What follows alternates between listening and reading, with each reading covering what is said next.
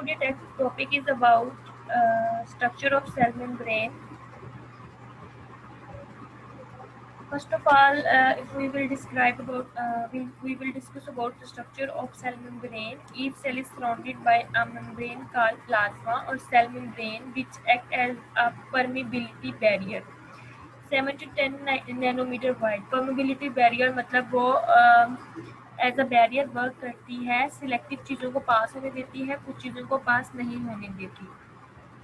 Between the interior of the cell and the outer environment, the barrier is responsible for the isolation of contents of cell from its environment, but permits the selective exchange of certain substances between intracellular and intercellular spaces. Early experiment थे जो lipid soluble जो material वो ये suggest करते थे, जो lipid soluble material थे वो रेडिली पास कर जाते थे प्लाज्मा मेम्ब्रेन को, और ये सजेस्ट करता था कि lipid phase membrane structure present है. डिफरेंट तरह से जब मेजरमेंट की गई इसकी सेल मेम्ब्रेन की डिफरेंट मेथड्स के थ्रू, जिसमें उन्होंने देखा डिफरेंट मेथड क्रोमेटोग्राफी के, स्पेक्ट्रोफोटोमेट्री के, इलेक्ट्रॉन माइक्रोस्कोपी के, तो उन सब ने ये कंफर्म किया कि लिपिड जो है वो मेजर पार्ट है सेल मेम्ब्रेन का. Evidence for the presence of protein in cell membrane was also presented. Substances that denature protein can lyse the cell membrane. Cell membrane also possess antigenic properties which are only seen if protein are present. The phenomena of facilitated diffusion and active transport across cell membrane are dependent upon the presence of specific carriers which are protein in nature. Similarly, कुछ receptor for hormone भी हैं cell membrane के surface पे, वो भी protein in nature होते हैं. इसके अलावा कार्बोहाइड्रेट भी प्रेजेंट होते हैं. अब ये आपको सिंपल सेल मेम्ब्रेन का स्ट्रक्चर नजर आ रहा है कि एक मेम्ब्रेन बनी हुई है जिसमें से आयंस जो है वो एक्सचेंज कर रहे हैं. Next is fluid mosaic model. The so called fluid mosaic model best explain the cell membrane structure. Phospholipids, glycosphingolipids, and cholesterol are the main lipid present in membrane. These lipids contain both hydrophobic and hydrophilic region, are therefore called amphipathic. Amphipathic means कि इसमें hydrophobic nature की भी है, hydrophilic reason भी है. जो phospholipid bilayer है उसमें जो हाइड्रोफोबिक रीजन है वो इनवर्ड होता है और हाइड्रोफिलिक जो होता है वो आउटवर्ड होता है. The lipids from a biomolecular lipid bilayer, their polar end face outward and inward, while non-polar regions face each other at the center of bilayer. ये जो आपको नजर आ रहा है ये इसके हाइड्रोफोबिक रीजन ये इनवर्ड है, और ये जो आपको बाहर नजर आ रहा है गोल गोल ये है इसकी हाइड्रोफिलिक रीजन. ये सर्कुलर हाइड्रोफिलिक in नेचर है. ये जो दो स्ट्रैंड्स आपको नजर आ रही है हाइड्रोफोबिक in नेचर है, इनवर्ड होते हैं, नॉन पोलर in नेचर होते हैं. Globular protein are embedded in lipid bilayer at irregular intervals. ये जो आपको नजर आ रही है पर्पल इन नेचर कलर की, ये है globular proteins. The protein are held in place by interaction between them and the core of lipid bilayer. Presence of powerful covalent linkages between protein and lipids. Some proteins span the whole thickness of the membrane, while others span partially protruding either on the exterior or the interior of the membrane. अगर आप ये देखें, ये वाली जो आगे main दिखाई हुई है पर्पल कलर की, ये आपकी वो पार्शियली इम्बेडेड है. ठीक है, कुछ होती है जो कम्प्लीटली इम्बेडेड होती हैं, और वो क्यों होता है क्योंकि वो कोवेलेंट लिंकेज जिसकी वजह से प्रोटीन और लिपिड्स के दरमियान वो इम्बेड होती हैं. The irregular distribution of protein in lipid bilayer give it the already mentioned mosaic appearance. However, the mosaic is not constant but is fluid, changeable from movement to movement. The fluidity of the mosaic is due to weak interaction between lipid and protein molecule that enable individual lipid and protein molecule to move freely laterally in the plane of membrane. मतलब आप कह सकते हैं कि horizontally move करते हैं.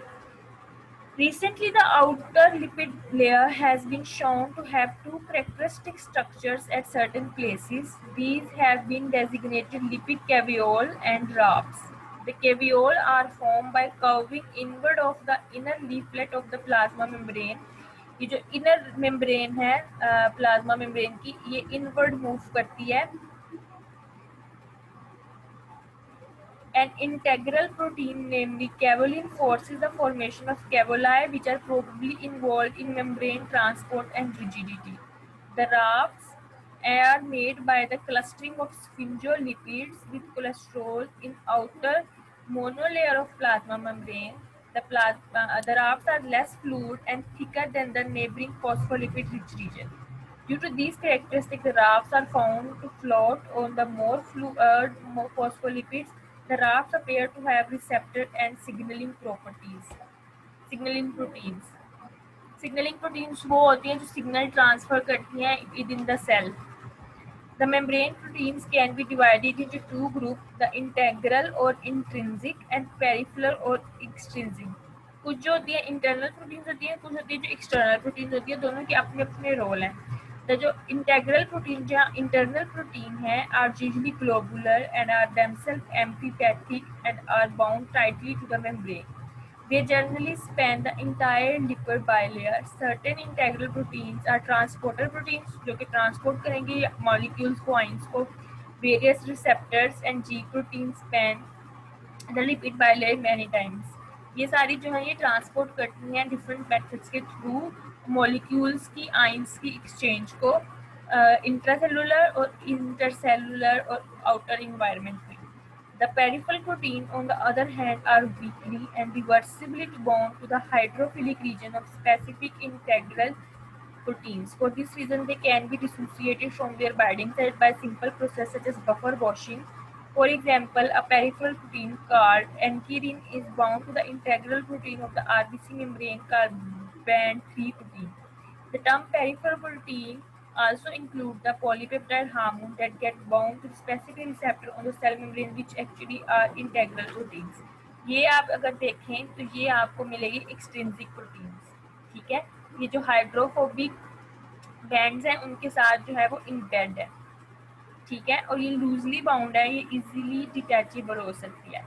Membrane consists mainly of lipid and protein, but membrane also contain carbohydrate which are either linked to lipid-forming glycolipids or proteins to glycoproteins.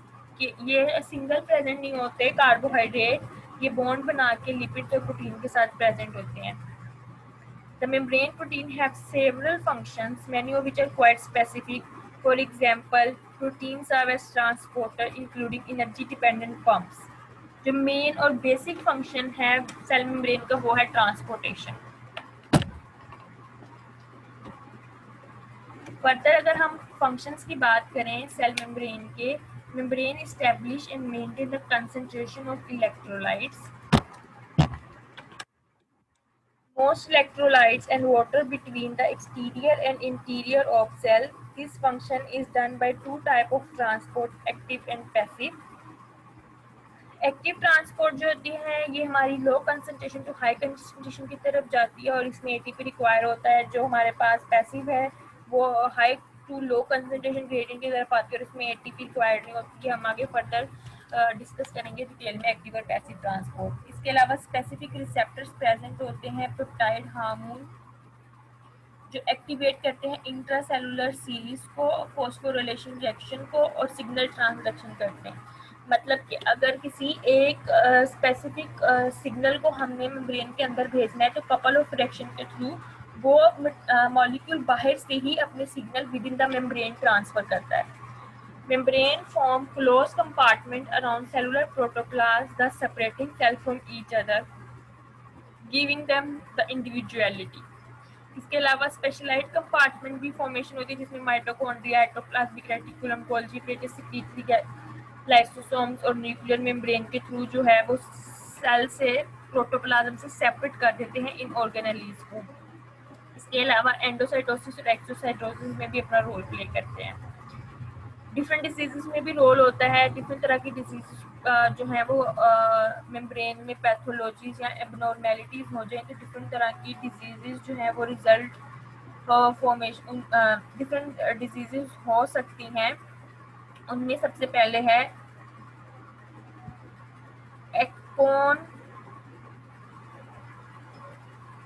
एकेंड्रोप्लेजिया, जो एकेंड्रोप्लेजिया है ये बोन ग्रोथ का डिसऑर्डर है जो कि चेंजेस इन कार्टिलेज जो है उनको प्रिवेंट करता है, ठीक है, और ये कोज कर देता है dwarfism, short heighted individuals. Next है फेमिलियल हाइपरकोलेस्ट्रोलिनिया। फेमिलियल हाइपरकोलेस्ट्रोलिनिया जो है वो इंक्रीज कोलेस्ट्रॉल लेवल करता है बॉडी में। Next is cystic fibrosis. Cystic ये हेरिडिटरी डिजीज है जो अफेक्ट करती है लंग्स और डाइजेस्टिव सिस्टम को।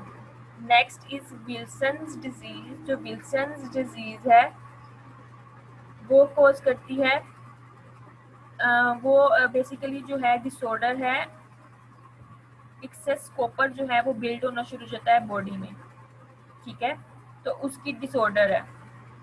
Next is hereditary स्पेरोसाइटोसिस।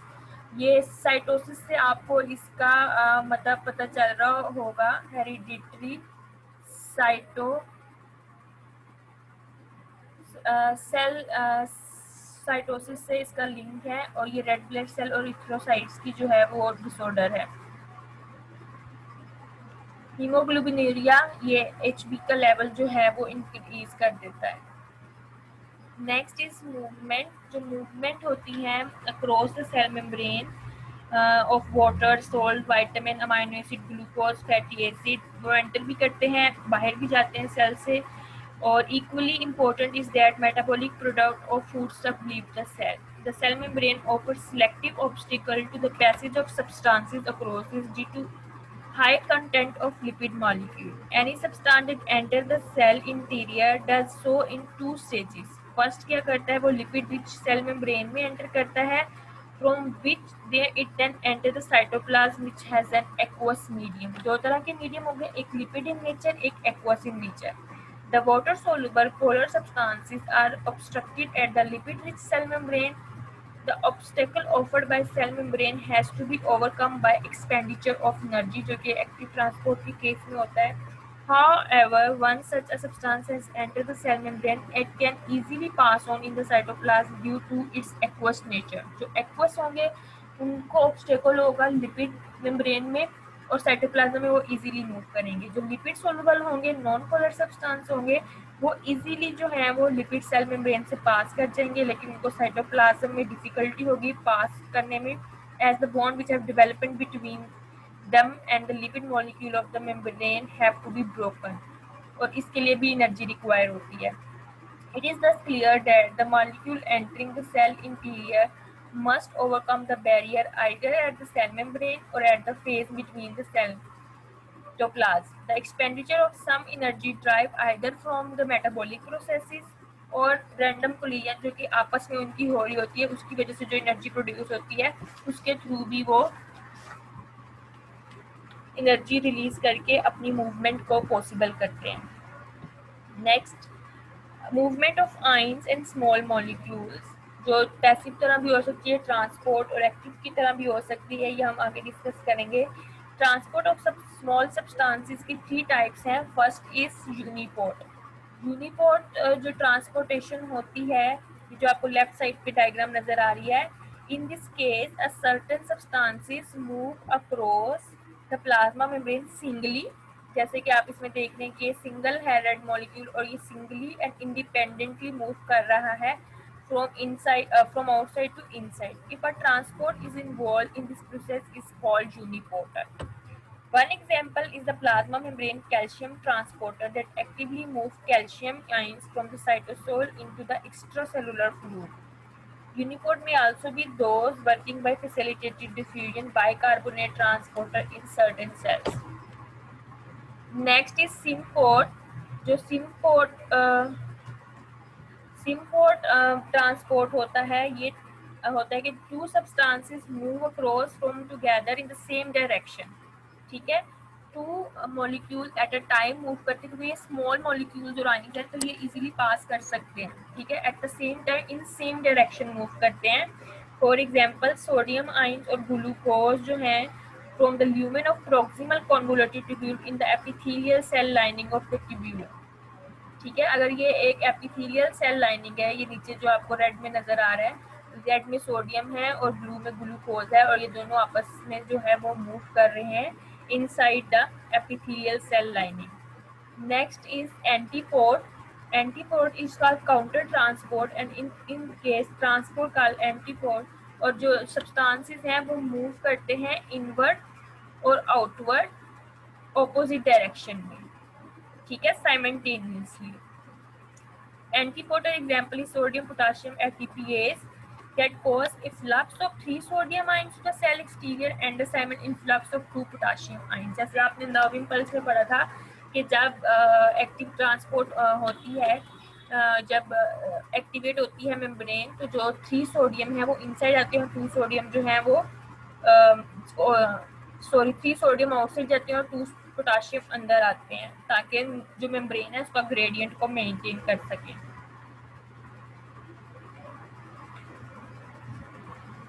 To more examples, एक होती है सोडियम हाइड्रोजन एंटीपोटर होता है, ये एपिथेलियल सेल लाइनिंग में होती है, प्रोक्सिमल कॉन्वोलेटेड ट्यूब्यूल में और thick ascending loop of Henle में. जो सोडियम आयन है वो मूव करते हैं tubular lumen into tubular cell, while the hydrogen ion move करते हैं ट्यूबुलर सेल से ट्यूबुलर ल्यूमेन में.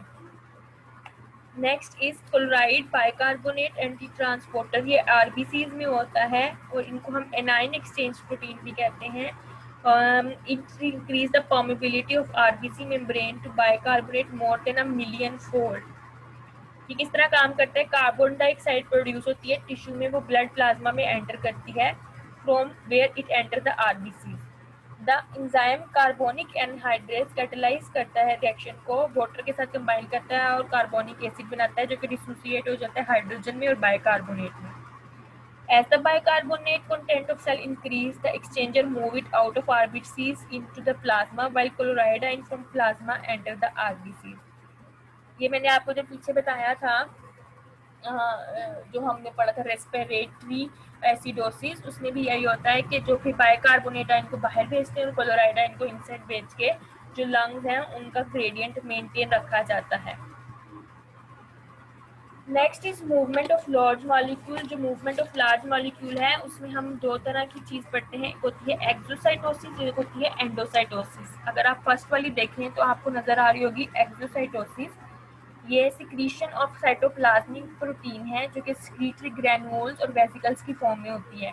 The secretory vesicle have on their exterior a membrane having the same composition as the cell membrane, और वो जो membrane होती है वो फ्यूज कर जाती है प्लाज्मा मेम्ब्रेन के साथ. जैसे अभी आप ये देखेंगे कि ये बाइंड करता है और फिर जो मेम्ब्रेन है वो सेल मेम्ब्रेन के साथ बाइंड कर जाती है. ये देखें आप, ये सारे ग्रैन्यूल्स उसमें चले जाएंगे और ये इसमें सेपरेट हो जाएंगे और रिमूव कर देंगे बाहर. This is followed by the breakdown of the area of fusion, which results in outpouring of content of vesicle to the exterior of cell without producing any break in the cell membrane. ये देखें, अब ये जब इसके साथ आपस में fuse की और ये जो वेसिकल्स थे ये रिमूव हो गए और सेल मेम्ब्रेन में भी कोई इफेक्ट नहीं आया. Exocytosis need energy, calcium and certain protein which by their so-called targeting action determine the location where a certain vesicle specifically fuse with the cell membrane. The further fate of exocytosed molecule varies. Some protein molecule become bound to cell membrane forming peripheral protein acting as antigens for hormones. Some molecule become part of extracellular matrix just like collagen, and some molecule hormone like insulin, PTH, parathyroid hormone and catecholamines enter the circulation, act on their target cells. Neurotransmitters like acetylcholine are released from presynaptic neurons and after bind with their receptor on the prostaglandin neuron or on muscle cell produce their characteristic action. The role of recycling also causes sorting endosomes in exocytosis. Next is endocytosis. Endocytosis involves continuous ingestion of cell by part of their own membrane along with material present on its outside.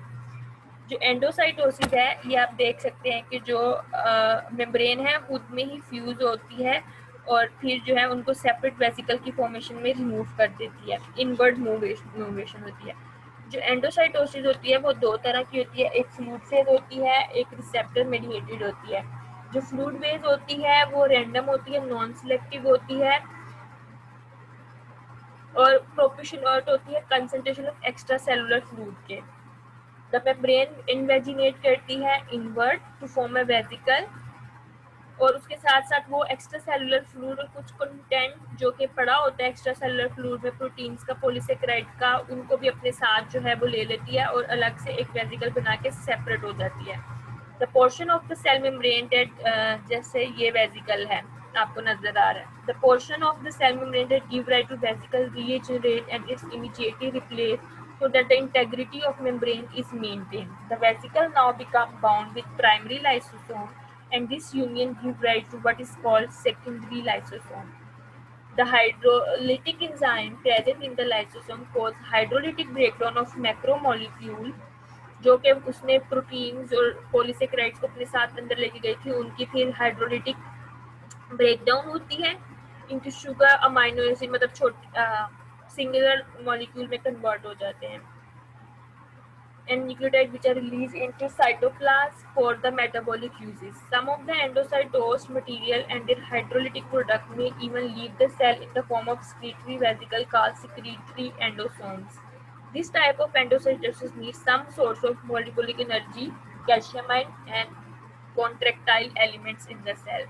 Next is receptor mediated. It is also called absorptive endocytosis and it is selective because the process starts with the binding of substance to be ingested with a specific receptor. Specific है, अब specific receptor के साथ bind करेगी तो ही injection होगी. The receptor are present in the so called coated pits present on the exterior of the cell membrane. ये जो पिट्स नजर आ रही हैं आपको, इसके ऊपर रिसेप्टर्स प्रेजेंट होते हैं, ये हैं रिसेप्टर्स. ठीक है. The re-coated pit after taking up the material from small coated endocyte vesicle which later pinched off from the cell surface followed by its internalization. The formation of the vesicle and its internalization need many factors that include a Doppler protein, liquid inositol and a protein dynamine that binds and hydrolyzes GTP for releasing energy. After internalization, these vesicles lose their clathrin coat and fuse with tubular stump early endosomes. ये जो आपको क्लैथ्रिन नजर आ रहे हैं इनसे detach हो जाते हैं और वो क्रिस्टल्स बनाते हैं जिसको हम कहते हैं early endosome. The receptor molecule within the endosome release their bound ligands. Membrane and receptor molecule from early endosome form exocytic vesicles जिन्हें हम सिक्रीटरी वेसिकल्स भी कहते हैं.